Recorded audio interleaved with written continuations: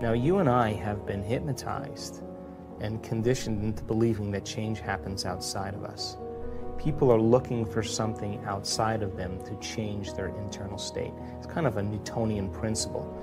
You wait for your wealth to come to feel abundant. You wait for your healing to occur to feel wholeness. You wait for your success to show up so you feel empowered. You wait for your new relationship to show up to feel love. You're waiting for the event outside of you to happen to change how you feel inside of you. That's cause and effect. And we're conditioned based on consumerism and marketing and programming that that's the way it works. To get something to relieve yourself. And the problem with that is that people begin to confuse true happiness with pleasure, and they're not the same thing. So people who have addictions like that typically have had some very difficult past experiences that have branded them emotionally, and they just don't know how to change. They just don't know. And they're just looking for some relief inside of them so that they can make that feeling go away. So we can become distracted by our external environment for a period of time, you know. But then when you realize that the sports car or the new wardrobe or the vacation or the whatever people do to try to make the feeling go away, the novelty of that thing outside of us wears off because we're trying to re-identify with our environment, and that goes away. The next thing that people do is they look for some immediate change, and so they take a drug. They drink something, they gamble, they watch pornography, and the event outside of them changes their internal chemistry. And the moment they notice that the pain or the emptiness goes away, the moment they feel differently, they look to see what caused it. And this is when the attachment begins. Here's the problem, though. The rush of chemical change that takes place, the pleasure centers in the brain, there's a huge release of the pleasure chemicals. And the release, the intensity of those release of those chemicals begins to desensitize the receptor sites in the brain. So as the brain chemicals are released and the receptor sites become desensitized, the next time you gamble, the next time you take the drug, the next time you shop, you need a little bit more the next time. So then what happens is the pleasure centers start to get recalibrated to a higher and higher level. So you're always going to need more to make that feeling go away. Sounds like an addiction to me. And so people get lost because then without the dependency on that external substance, the body, which has become the mind, is craving its relief. And so an addiction really is when the body is the mind. So you may say with your conscious mind, I want to give up drinking, I want to give up pornography, I want to give up gaming, I want to give up over shopping, I want to give it up consciously. But the body has been conditioned from the past subconsciously. And so now the body's the mind. Now, no one's told people that true change can happen within them. And so then when people start to realize that there's a gap between the external world and how they present themselves to the world and their attention on the outer world and their attention on their inner world and how they really feel. And if they're spending the majority of their time looking outside of them for change and they don't want to look at this feeling, all they want to do is make that feeling go away, they're going to wind up in trouble. So true change is when you start looking within and you become conscious of your unconscious thoughts. In neuroscience, it's called metacognition. You become aware of your habits and your unconscious behaviors. And you look at those emotions that are connected to past experiences and allow yourself to observe them. So then think about this. If 95% of who we are by the time we're 35 years old are those programmed states, the moment you're observing how you think, how you act, and how you feel, it means you're no longer the program. You're now a consciousness observing the program, and you're beginning to objectify your subjective self. You are seeing yourself through the eyes of someone else.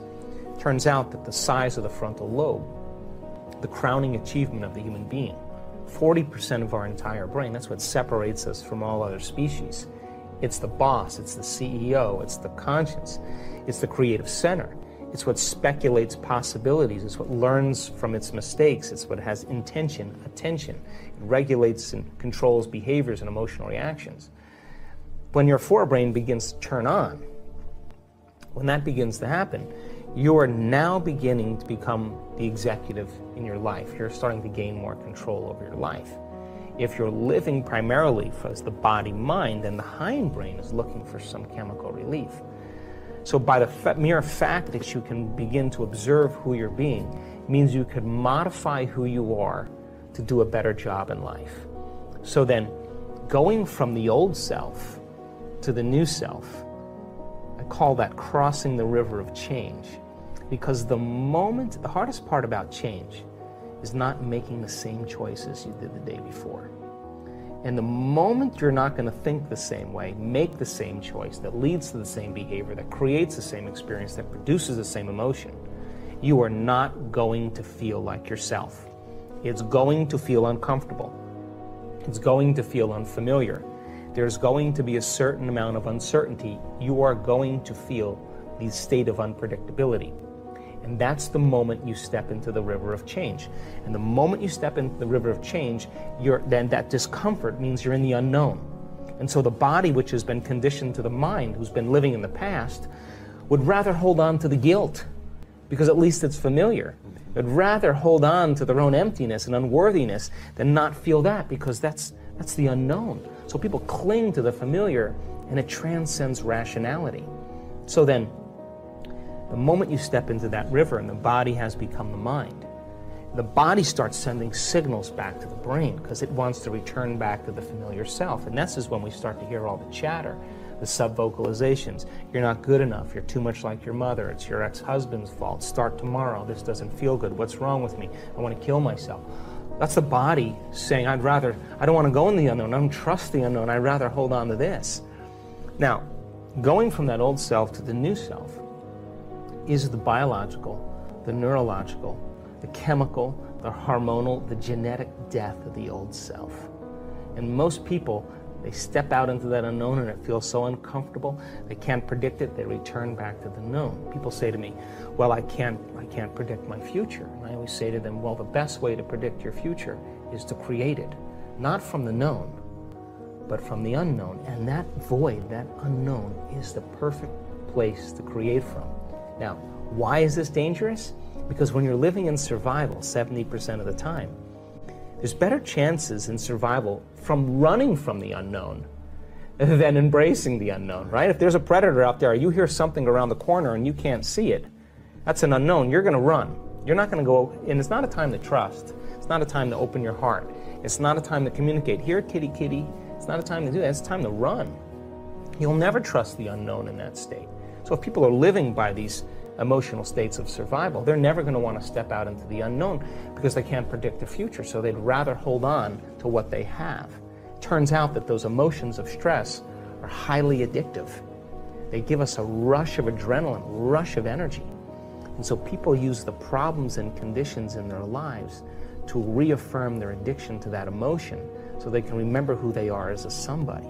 So then, if your thoughts can turn on the stress response, and those stress chemicals are addictive, then we become addicted to our own thoughts.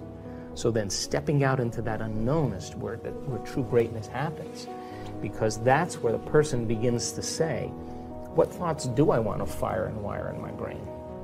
What behaviors will I want to demonstrate in my new life? Can I rehearse them in my mind?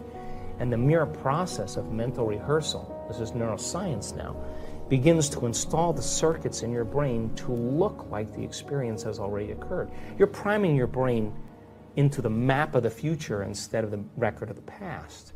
And then the true person who's in the process of transformation will say, can I teach my body emotionally what that future is going to be like? Can I begin to embrace the joy of my new life? And their body, as their unconscious mind, begins to believe it's in the future instead of in the past. Now, that process is not an overnight process. We don't jump from the old self to the new self. It requires that continuous process of changing our biology. But I can tell you, in observing people who have healed themselves of very serious health conditions, who've healed themselves of some pretty difficult scars from the past, who've overcome addictions, who've created new opportunities and new jobs and new relationships and a new life, had to cross that river. And that is when they're literally, from a biological standpoint, a new personality. And your personality creates your personal reality. That's it. And your personality is made of how you think, how you act, and how you feel. So the present personality who's sitting here today has created the present personal reality called their life. Which means then if you want to create a new personal reality, you got to change your personality. And that means you got to start thinking about what you've been thinking about and change it. Look at your unconscious habits and behaviors, what you say, what you do, and become conscious of it and change them.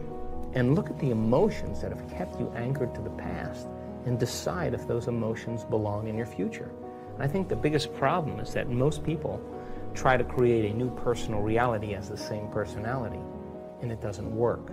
So then as we begin to demystify this, and the person starts to say, oh my God, the disease that I have is because it's connected to this personality. Is it possible that if I change my personality, just like a person with the multiple personality disorder, who has an allergy to nylon stockings in one personality and type 1 diabetes in another, is it possible then if I change my personality, that the disease exists in the old personality and I'm literally someone else? Is it possible then from a biological standpoint that they're healed and changed? So to answer the question, it's difficult because we're breaking out of a biological mold. It's difficult because most people don't know that they have within their reach all the tools to do it, because they have, number 3, been conditioned on some level to believe that the new hairstyle or the new type of beer they're going to drink or the sports car or whatever it is going to change their state. And that's the hypnosis. And when I wrote The Placebo, You Are the Placebo, the biggest thing that I walked away with after writing that book was how hypnotized and programmed we really are. And that's bothered me ever since I wrote the book, because people watch things in their external environment and they accept, believe, and surrender to that information without any analysis, and they're programmed. And so when you and I start waking up and say no to those programs, and we start to think that we're maybe a little bit more unlimited than we're given credit for, and it's not driven for profits or self-interest, but when people start to wake up and say, hey, you know, I healed myself of this condition, I healed myself of Parkinson's, I healed myself of lupus, I've healed myself of cancer, I've healed myself of rheumatoid arthritis, I've healed myself of chronic pain, I healed myself of food allergies. Hey, yeah, I was abused as a child, yeah, that's right, I was beat up by a violent father, and I lived in vulnerability and fear for the last 25 years, but that fear has signaled the wrong gene, and I developed this genetic condition. The doctors said I had no way of healing. But when I overcame that fear and I broke out of it, I started to signal new genes in new ways, and that disease doesn't exist.